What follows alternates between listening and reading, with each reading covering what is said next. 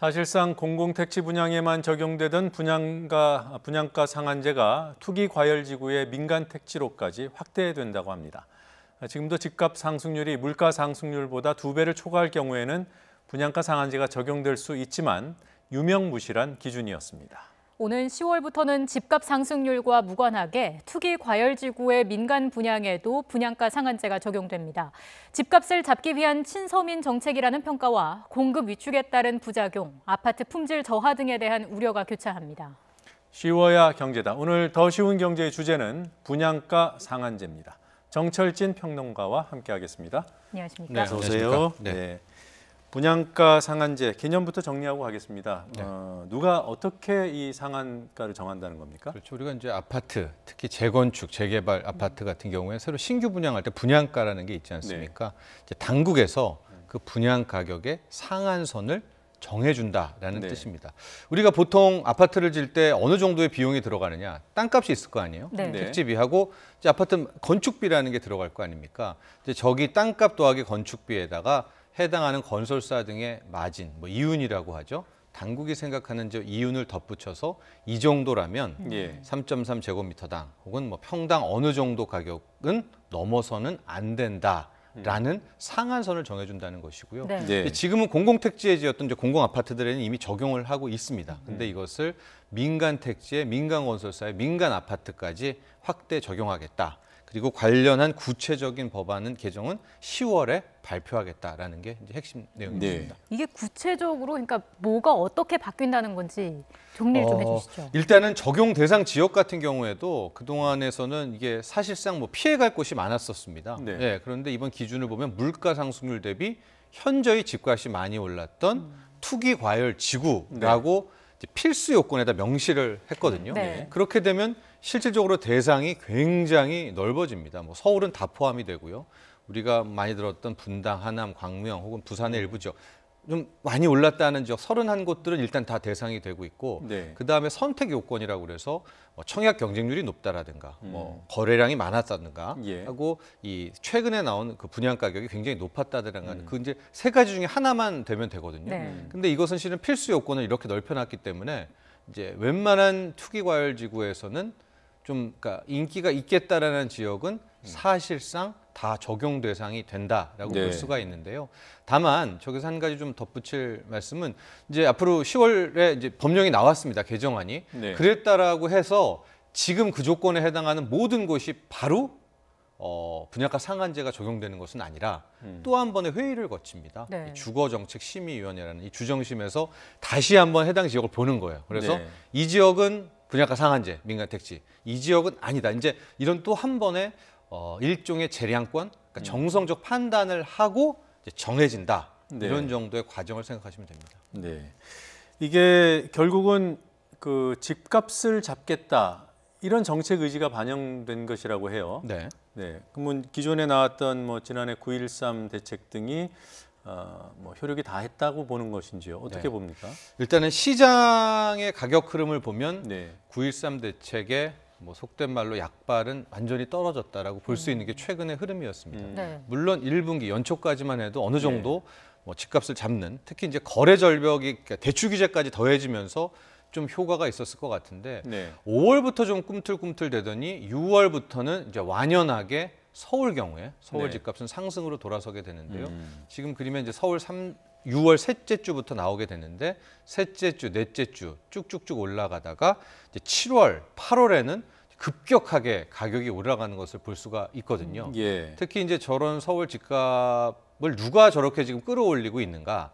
당국의 판단은 최근에 신규 분양했던 새 아파트들이 높은 분양가, 고분양가를 통해서 전반적으로 집값을 올렸다 이렇게 판단을 해서요. 당시 좀 보도 자료를 보면 서울 집값을 1년간을 본 거예요. 그래서 1년간 오른 것과 이 중에서 최근 분양했던 아파트들을 고분양가 아파트들을 따로 떼어나고 봤더니 최근 분양했던 아파트들은 1년간 거의 한 20%가 넘게 올랐고 전반적인 서울 집값은 한 3, 4%밖에 안 올랐고 그러니까 3, 4배가 더 오른 거 아닙니까? 그래서 이게 봤더니 최근의 집값 상승의 주범은 이런 높은 분양가에 새로 분양한 아파트들이었다. 그렇다면 분양가 상한제를 써야 되겠다라는 판단까지 이르게 된 겁니다. 예, 이 정부의 정책을 평가할 때 이게 중요하게 좀 들여다봐야 되는 핵심 포인트들은 네. 어떤 것들이 있습니까? 이번에 나온 것들 물론 아직까지는 이게 가이드라인 수준이고요. 네. 이게 뭐 명확하게는 일단 법이 확실하게 나올 때가 이제 확인될 수가 있을 텐데요.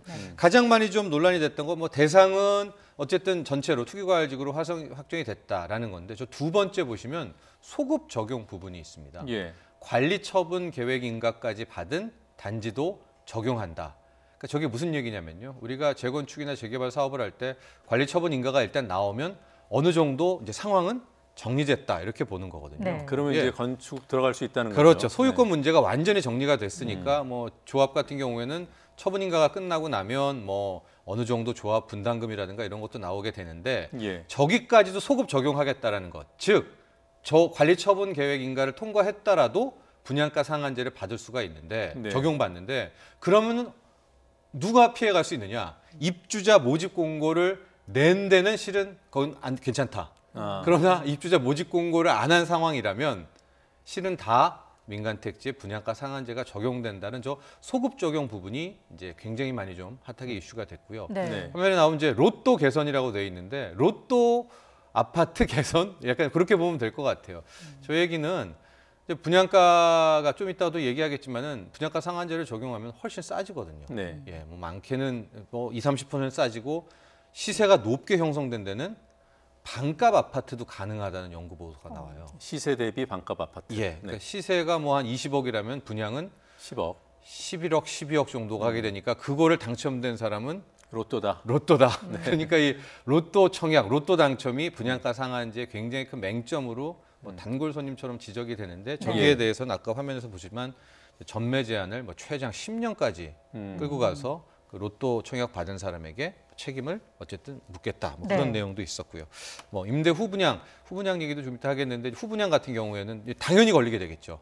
왜냐하면 이제 앞으로는 입주자 모집 공고 한에서만 피해갈 수가 있으니까. 그러니까 지금 같은 경우에는 이제 강남의 몇몇 아파트들은 우리는 후분양하겠다라는 아파트들이 있었습니다. 재건축에. 네. 그것들도 다 이제 분양가 상한제에 걸리게 되는 거죠. 예. 네. 지금 보니까 투기 과열지구로 지정된 곳이 전국에 31곳이잖아요. 네. 이 중에서도 특히나 이 규제가 좀 이 대책이 겨냥하고 있는 곳이 있을 것 같아요. 그렇죠. 이제 핀셋 규제라고 말씀드린 것이 네. 아까 말한 것처럼 저 지역이 다 되는 게 아니라 또 한 번 주정심에서 판단을 내린다고 하지 않았습니까? 네. 그렇기 때문에 아마도 서울, 강남 지역은 거의 다 대상이 될 다 거고요. 대상이 될 가능성이 현재로서는 높아 보입니다. 네.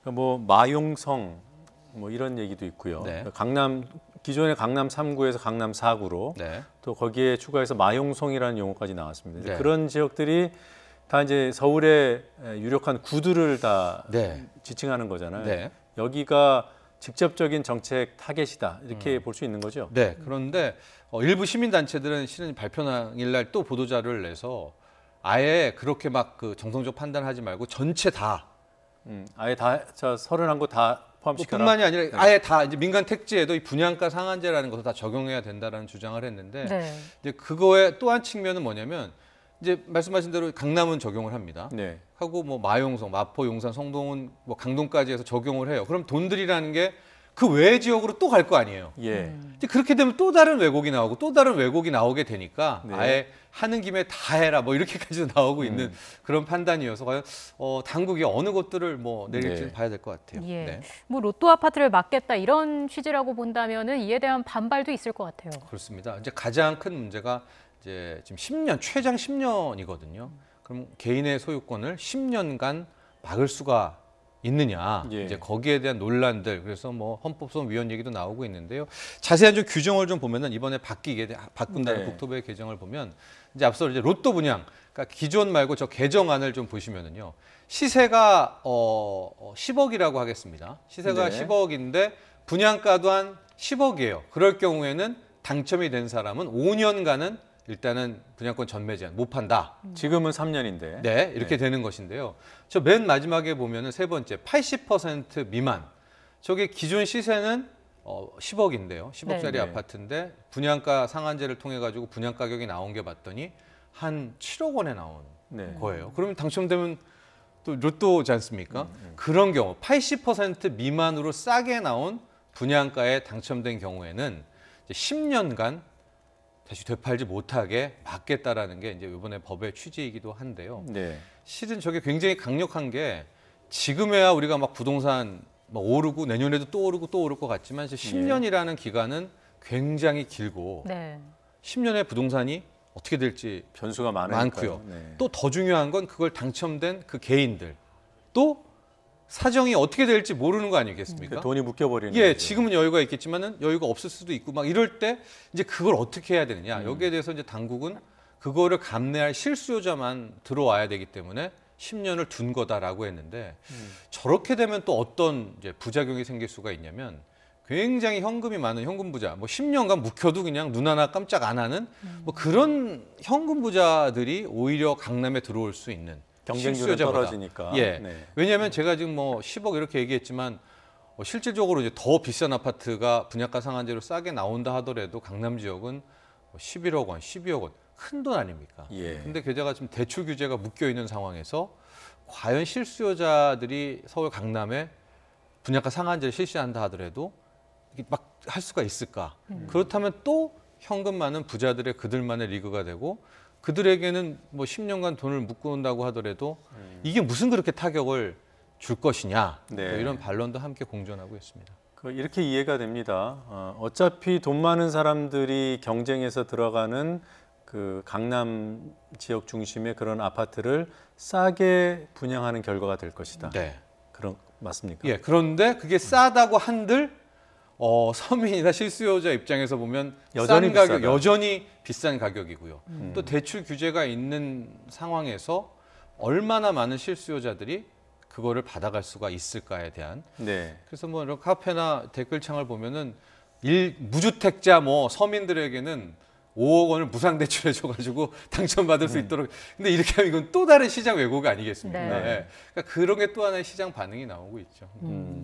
이런 지적들에 대한 정부 반론이 없지는 않은 것 같아요. 그렇습니다. 뭐라고 얘기합니까? 예, 정부도 거기에 대해서는 아주 뭐 일축을 하고 있는데요. 이제 가장 많이 논란이 됐었던 관리처분 계획 인가를 다 끝낸 아파트에도 소급 적용을 한다라는 이제 그런 지역 조합들의 반발이 있을 거 아닙니까? 네. 근데 여기에 대해서도 이게 왜 논란이 되는지 모르겠다라는 게 국토부의 반응이에요. 왜냐하면 네.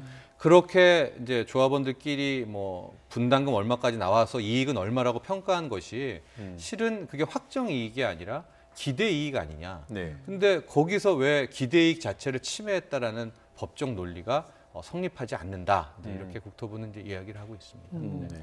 그 2007년 과거에도 분양가 상한제를 민간 택지로 확대한 적이 있지 않습니까? 네. 그때와 지금 기준이 뭐가 다른가요? 이제 그때와 아까 말한 것처럼 이제 뭐 물가 상승률의 2배를 뭐 전체적으로 현저하게 높은 지역 뭐 이렇게 했었었고 상황을 좀 보면 2007년 같은 경우에 2006년 7년도 부동산이 정말 뜨거웠는데 그때는 전국적으로 막 다 올랐던 시기입니다. 네. 지금은 서울과 특정 지역만 오른다는 이제 그런 시기 차이점이 있기는 한데요. 네. 우리가 비교해 볼 거는 그러면 이제 2007년에 시행하고 나서 정말 집값을 잡았을까? 네. 근데 그 다음 상황들 아니겠습니까? 예. 근데 잘 알다시피 2008년을 기준으로 해서 2009년, 10년, 11년, 12년 정도까지 서울 집값은 굉장히 이제 조정을 되면서 이제 안정세를 찾게 되거든요. 네. 그러니까 국토부도 저기서부터 저거 봐라. 이 분양가 상한제를 시행하면서 부동산 가격을 어떻게 안정화시킨 것이 아니냐. 10년, 네. 11년 이후에 이제 이렇게 얘기는 하고 있는 건데 분양가 상한제 때문이 아니다라는 주장도 있는 것이요. 네. 2008년 말이 돌이켜보면 글로벌 세계 금융위기가 터졌었고 그렇죠. 그게 미국발 부동산의 서브프라임 모기지의 부실 때문에 터진 거잖아요. 네. 그래서 전반적으로 전 세계 부동산이 다 가격 하락이 됐던 거다. 그러니까 분양가 상한제가 잡은 게 아니라 세계 금융위기가 잡았던 거 아니냐. 네. 이제 그렇게 얘기를 하면서 이제 첨예하게 맞서고 있고요. 근데 이제 또 하나가 이제 약간 역설적 모순이 나오는 게 뭐냐면 네. 분양가 상한제에 이걸 해서는 안 된다는 쪽의 주장 중에 하나는 공급 축소론에 따른 부작용이거든요. 네. 이게 무슨 얘기냐면 분양가 상한제를 적용하게 된다면 재건축 사업을 하려는 해당 지역 아파트들의 주민이나 네. 건설사나 이제 마진이 이윤이 확 줄어드니까 안 할 거 아니에요. 네. 예, 그러면 이제 재건축이 되지가 않으니까 요즘에 1대1 재건축이 없잖아요. 보통 재건축을 하면 굉장히 많은 일반 분양을 늘리면서 네. 이제 그렇게 하게 되니까 공급이 이제 당분간은 줄어드는 거죠. 확 멈춰들겠죠. 뭐 줄어든다기보다는 확대가 되지 않고 그것이 당장은 분양가 상한제를 통해서 가격을 누르는 효과는 있지만 네. 3년 뒤, 5년 뒤에는 이게 공급 축소로 인해 가지고 언젠간 다시 확 그 역효과를 올라간다. 맞을 때가 돌아오게 된다. 이 점은 생각해야 된다라고 이제 얘기를 했고 실질적으로 2009년, 10년,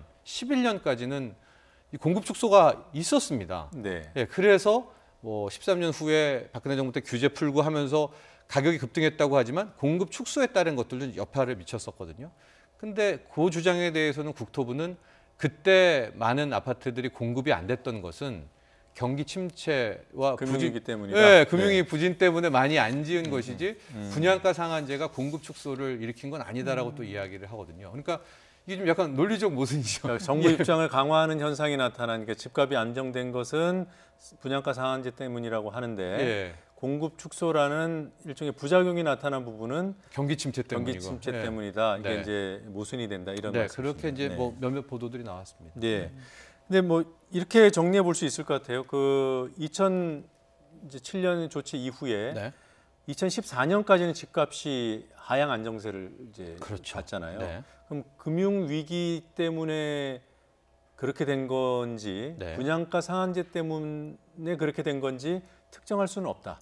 이 정도로 정리할 수 있겠죠. 네, 네. 뭐 서로 주장을 할 수가 있다. 예, 예. 네, 영향이 네. 있다 없다 할 부분은 아닌 것 네, 같아요. 그렇습니다. 그리고 분양가 상한제가 사실상 이제 유명무실해진 2014년 이후에 네, 집값은 올랐죠. 네, 그게 2009년 전후로 한 공급 축소의 결과인지 네. 분양가 규제 상한제가 없어져서 무실해져서 생긴 역효과인지 그것도 알 수 없는 거예요. 그렇죠. 마찬가지의 뭐 이치가 예, 정리가 좀 되고요. 복잡한데 하여튼 하긴 예. 해야 될 것 같아서 네. 말씀드렸습니다. 하고 네. 뭐 살짝 또 하나만 덧붙이면 2007년과 다른 상황은 금리 부분이 있습니다. 네.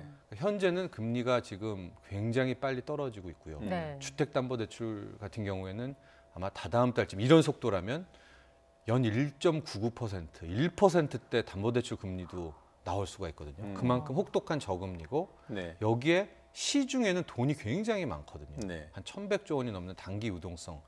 그러니까 이게 지금 저금리와 유동성 언제든 호시탐탐 부동산으로 갈 수 있는 이제 그런 상황이기 때문에 분양가 상한제가 과연 이들을 이런 어떤 부동산을 더 띄울 수 있는 악재를 누를 수 있는 힘이 있는가도 우리가 한번 지켜봐야 될 관전 포인트입니다. 네. 그러니까 분양가 상한제가 그 정책적인 효과 부분만 들여다본다 하더라도 네. 역부족일 수도 있다. 예, 자칫 여기서도 역풍을 맞을 수가 있다라는 환경이 그렇다는 얘기거든요. 예. 알겠습니다. 그 하나만 더 짚어보겠습니다. 그 10월에 시행을 한다고 정부가 방침을 밝혔는데 네. 실제로 그렇게 안 될 수도 있어요? 이게 지금 좀 불확실성이고 아마 화를 내시는 부분도 이제 이런 부분인데요. 네. 일단 국토부에서는 10월에 나왔고 네. 뭐 개요도 나오지 않았습니까? 네. 굉장히 강력하게 나왔는데 최근에 또뭐 기획재정부, 뭐 홍남기 부총리가 수장으로 있는 이제 이쪽에 보면 국토부 나온 건 나온 거고 네. 10월 가면은 또 2단계에서 구체적인 조치는 어떻게 될지 모른다라는 식의 이제 뉘앙스, 묘한 뉘앙스들이 지금 나오고 있거든요. 네. 그러면서 협의 단계가 필요하다. 뭐 이런 네, 말들이죠. 협의 단계 필요 맞습니다. 딱 그 협의 단계라는 그 말이 그건 뭐냐? 기획재정부와 국토부가 지금 어떤 또 하나의 충돌이 있는 거 아니냐는 오해를 할 수가 있고 예. 만에 하나 이제 10월이 돼서 뭐 10월 초든 10월 중순에 이제 확정안과 뭐 타협안이 나왔는데 지금 시장에 나온 것보다 오히려 후퇴한다든가 네. 이래 버리면 시장 참여자들 또 혼란에 빠지죠. 네. 이런 웬 불확실성이냐 이런 게 나오기 때문에 이 부분 지금 기재부와 국토부 간의 어떤 이런 협의적인 부분도 또 하나의 변수가 될 수 있겠습니다. 네, 알겠습니다. 지켜봐야 될 대목인 것 같습니다. 고맙습니다. 고맙습니다.